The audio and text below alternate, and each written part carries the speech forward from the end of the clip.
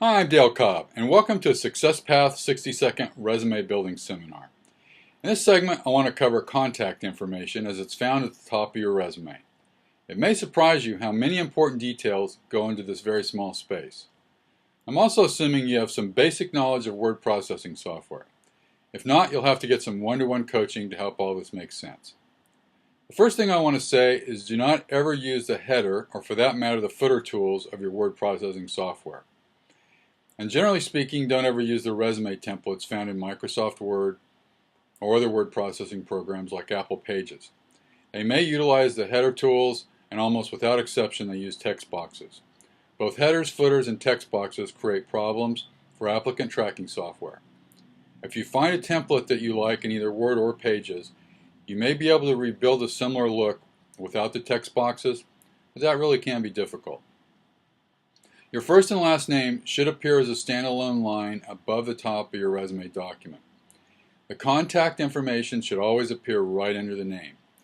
Some resume formats place the contact information in the same line, usually page right, sometimes page left, and again, that's a problem for applicant tracking software. Just to be clear, never put any contact information in the same line as your name. Also, never put the contact information above the name, or for that matter at the bottom of the page, as some templates suggest. I'm aware that some very professional looking resumes do this, and honestly, I like it. It looks really nice, but it is a problem for applicant tracking software and not the risk of getting you kicked out of the application process.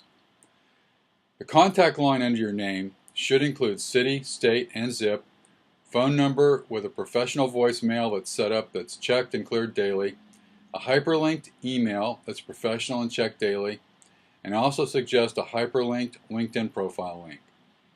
You might add a Skype address, although that's optional.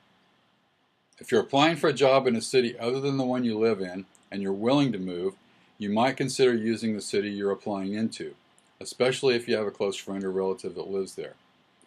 In larger metropolitan areas, this may even apply to zip codes.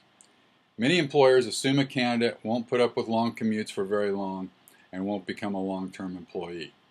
But you'll want to be prepared to explain and be very honest in the interview. I recommend leaving your street address completely off. This is a security issue and no longer expected on a modern resume. If you've been out of the job market for some time, this might come as a surprise to you. I often use a horizontal separation line after the contact information to set it apart a bit. My preference is somewhere around a 1.5 point line. Don't ever use a vertical line. They can create the same problem for computer readers or applicant tracking software as a text box. The font size for the name should be the largest on the page. I often use an 18 point for the name, but will go as low as 14 point if I need the space and as high as 24 points. Some of this is just taste and preference. I generally recommend using the same font style throughout the entire document, but it can look good to use a different font style for your name. If you didn't get the resume style gene, it's better to keep it simple. I devote an entire segment to fonts on another training, so make sure you watch that. Don't use any kind of icon or decorative initials. If you're in the United States, don't use your picture on your resume ever. If you're in the UK, the rules are a bit different there. In the US, you should always include a very professional headshot on your LinkedIn profile, but never on your resume. I hope you found all this helpful. These really are important details. I'm Dale Cobb, and I'll see you on the path.